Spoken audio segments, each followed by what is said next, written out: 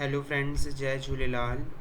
और आज मेरी वीडियो का टॉपिक है why Sindhi is not Urdu. Definitely जब हम सिंधी बोलते हैं और उर्दू बोलते हैं तो दोनों में डिफरेंसेस बहुत नज़र आते हैं। बट जो स्क्रिप्ट है उसको लेकर कई लोगों के मन में बहुत ज़्यादा सवाल उठते हैं। और अक्सर जब भी कभी कोई सिंधी सिंधी बुक लेकर जो है वो बैठता है, तो जो नॉन सिंधी लोग होते हैं वो अक्सर उनकी बुक को देखकर यही पूछते हैं कि ये उर्दू है क्या। ये क्वेश्चन जो है वो बहुत ज़्यादा डिस्टर्बिंग है जिनको एक्चुअली में सिंधी आती है, क्योंकि सिंधी और उर्दू में राइटिंग या स्क्रिप्ट मैं कह लूँ बहुत डिफरेंसेस हैं। तो मेरे से कई सिंधी लोगों ने भी ये क्वेश्चन पूछा था, इंस्टाग्राम पे भी, व्हाट्सएप पे भी, यूट्यूब पे भी। तो आज उसी का ही आंसर करने के लिए मैं ये वीडियो बना रहा हूँ।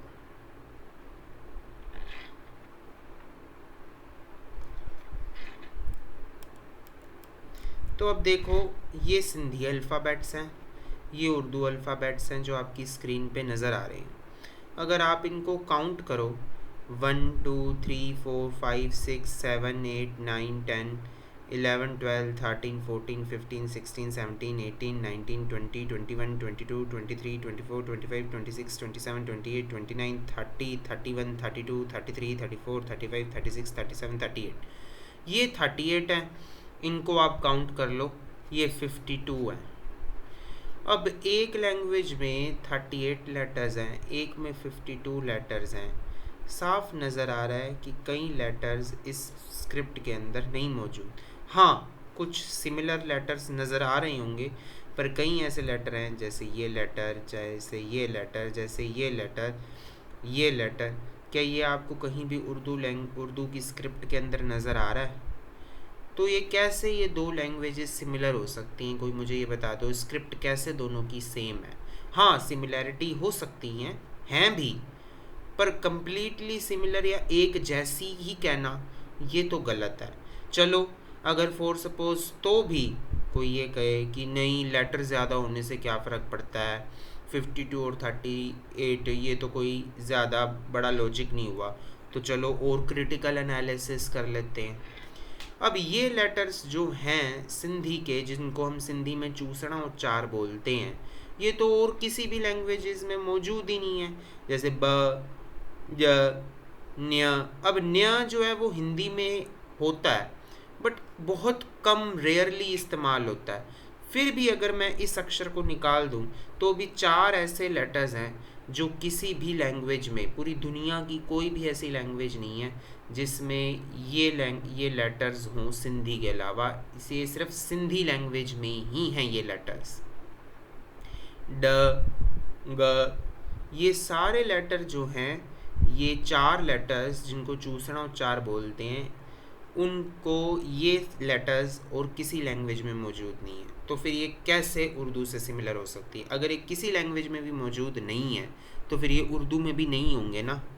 अब और ज़्यादा क्रिटिकली एनालाइज कर लेते हैं। अब जो इंडिक साउंड्स होती हैं, जैसे जिनको हम भारी आवाज़ वाले अक्षर बोलते हैं, या हिंदी में अगर मैं कहना चाहूँ जैसे ऊष्म व्यंजन जो होते हैं, वो जो हैं उर्दू में उनके लिए कोई सेपरेट लेटर नहीं होता। अब यहाँ पे बुक में लिखा हुआ है, मैंने उर्दू लर्निंग में से ही एक बुक में से मैंने ये स्क्रीनशॉट लिया है। उर्दू में भारी आवाज़ वाले अक्षर अलग से नहीं है। सीखे हुए अक्षर में ऐसी 2 आंखें दुचश्मी हे लगाकर अक्षर बन जाते हैं। मतलब एक अक्षर के साथ जो पुराने 37 लेटर्स वाली स्क्रिप्ट है, उसी में से कुछ अक्षर्स के साथ लेटर्स के साथ ह जोड़कर जो है ये भारी आवाज़ वाले अक्षर बनाए जाते हैं। जैसे प के साथ ये ह जोड़ देंगे और उसको फ बना देंगे, त के साथ ह जोड़ देंगे उसको थ बना देंगे, ट के साथ ह जोड़ देंगे उसको ठ बना देंगे। जबकि सिंधी के अंदर ये लेटर्स अलग से मौजूद हैं। किसी भी दूसरे लेटर के साथ दुचश्मी हे जोड़कर हम अक्षर नहीं बनाते। हमारे पास ख के लिए सेपरेट है, घ के लिए सेपरेट है, भ के लिए, चलो घ को मत गिनो क्योंकि घ भी हम ग के साथ दुचश्मी हे लगा हुआ है, या झ के साथ दुचश्मी हे लगा हुआ है। पर छ के साथ तो देखो, यहाँ मैंने जो छ बनाया है वो च के साथ ह जोड़कर बनाया उर्दू के अंदर, जबकि सिंधी के अंदर छ के अंदर इस तरीके के लेटर के अंदर ये 4 बिंदियां जो लगी हुई हैं स्क्रीन पे जो आपको नज़र आ रहा है, ये तो छ अलग से बना हुआ है। फिर ये ध देखिए आप, ये ध भी अलग से बना हुआ है। ये ध यहाँ देखिए उर्दू के अंदर आपको नज़र आएगा कि द और ह जोड़कर जो है वो ध बनाया गया है, जबकि हमने जो है ध के लिए सिंधी के अंदर एक अलग से लेटर दिया हुआ है। फ जो है वो प और ह को जोड़कर बनाया हुआ है, जबकि हमारे पास सिंधी के अंदर फ जो है वो एक अलग लेटर है। ये 4 बिंदियाँ हैं इसके अंदर, ये फ जो है एक अलग लेटर है हमारे पास सिंधी के में, जबकि उनके पास उर्दू स्क्रिप्ट के अंदर ये लेटर मौजूद नहीं है। चलो, मैंने आपको ये बताया था कि जो लेटर्स किसी और लैंग्वेज में मौजूद नहीं है, पर अब 2 ऐसे लेटर्स हैं जो हिंदी में तो मौजूद हैं और सिंधी में मौजूद हैं, पर वो उर्दू में वो साउंड्स मौजूद ही नहीं है। जैसे ग, वांगमय, हिंदी वर्ड है वांगमय, हम विरहांगे में ये ग इस्तेमाल करते हैं, सिंधी लेटर विरहांगा फॉर एग्जाम्पल, विरहांगे मतलब डिवीज़न, पार्टीशन, ये लेटर के अंदर हम ये लेटर इस वर्ड के अंदर ये लेटर इस्तेमाल करते हैं। या हिंदी के वांगमय में ये ग आता है, ये तो उर्दू में है ही नहीं। ण जो है वो हिंदी में है, वो संस्कृत में है, वो सिंधी में है, पर वो उर्दू के अंदर है ही नहीं, क्योंकि अगर आपने गणेश लिखना है तो आपको गणेश ही लिखना पड़ेगा। पढ़ो भले आप उसको, जो उर्दू के साथ साथ हिंदी भी जानते हैं वो उसको पढ़ें भले गणेश, पर लिखा वो गणेश ही जाता है उर्दू के अंदर। हमारे पास सिंधी के अंदर ण के लिए लेटर है। तो कैसे मुझे ये बताओ कि उर्दू और सिंधी स्क्रिप्ट सेम है। और आगे देख लेते हैं हम। अब मैं सिमिलैरिटी दिखा रहा हूँ उर्दू और सिंधी लेटर्स में। हाँ, ये बहुत सारे ऐसे अक्षर हैं जो सिंधी और उर्दू में सेम है। मैंने देख लिया, मैं इस बात से पूरा एग्री करता हूँ कि ये सिमिलैरिटीज़ हैं, ठीक है। वाव भी जो है वो सिमिलर है, एन, अलिफ, तोए, ते, ब, प, ज, च, झ, ह, चाहे वो दुचश्मी हो, ह, ख, द, र, ये अक्षर उर्दू और सिंधी में सेम है। मान लिया ये सिमिलैरिटीज़ तो हैं, पर क्या इसके बेसिस पे हम ये कह दें कि उर्दू और सिंधी सेम है? नहीं, क्योंकि डिसिमिलैरिटीज़ देख लो लेटर्स के अंदर। अब ये सारे लेटर्स जो हैं वो उर्दू और सिंधी में कितने डिफरेंस हैं। जैसे ये ब तो उर्दू में होता ही नहीं। भ जो है वो ऐसे लिखा जाता है उर्दू और सिंधी के भ में, थ में, ट में, फ में। ज तो उर्दू में होता ही नहीं, ना हिंदी में होता है। न्य, छ, न्य जो है वो उर्दू में होता ही नहीं। छ, ध, ड, ढ, ये कितने डिफरेंट हैं, दोनों के अंदर कितना ज़्यादा डिफरेंस है आप देख लीजिए। लेटर्स भी जो है आप देख लो कि सिंधी और उर्दू में कितने डिफरेंट हैं, कितने ज़्यादा डिफरेंट हैं। ये की सिमिलैरिटीज़ बहुत ज़्यादा हैं, तो इस बेसिस पे दोनों की स्क्रिप्ट सेम ही मानी जाएगी। तो चलो, इस पॉइंट को आगे प्रूव करने के लिए मैं आपको एक स्लाइड दिखाता हूँ, आपको क्लियर हो जाएगी।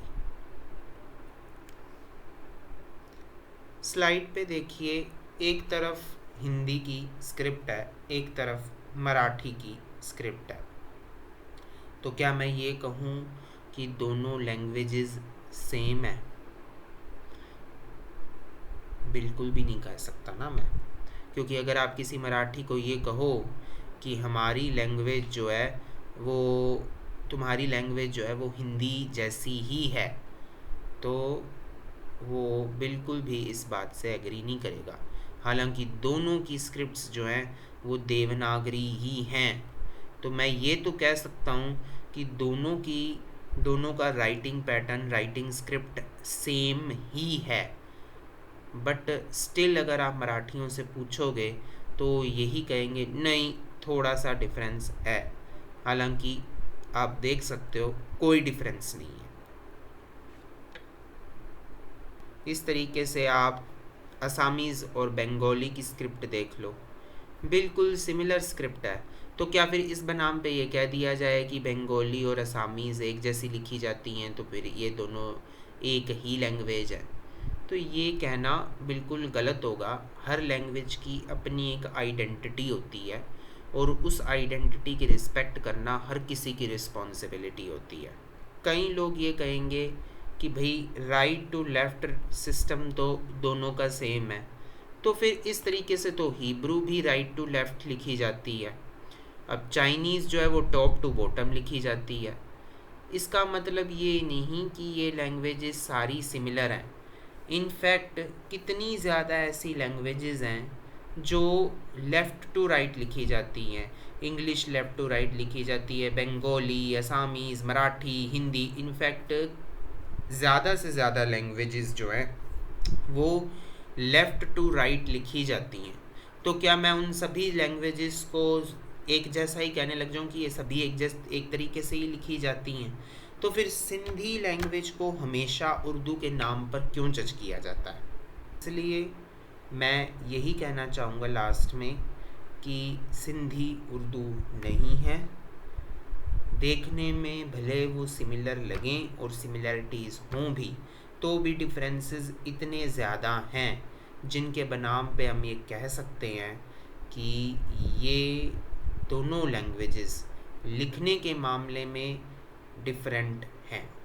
अगर आप इस बात से एग्री नहीं करते या एग्री करते हैं तो आप कमेंट बॉक्स में लिख सकते हैं। पर इस वीडियो की कोई भी इंटेंशन किसी भी लैंग्वेज की डिसरिस्पेक्ट करना नहीं है। सब लैंग्वेजेस की अपनी आइडेंटिटी होती है, बट मैं अपनी मदर टंग सिंधी की आइडेंटिटी को दूसरी लैंग्वेजेस से हमेशा अलग रखना चाहता हूँ, ताकि मेरी लैंग्वेज को एक अलग पहचान, एक इक्वल आइडेंटिटी मिले, जो अक्सर लोग छीनने की कोशिश करते हैं। That's all for today. Thank you. जय झूलेलाल।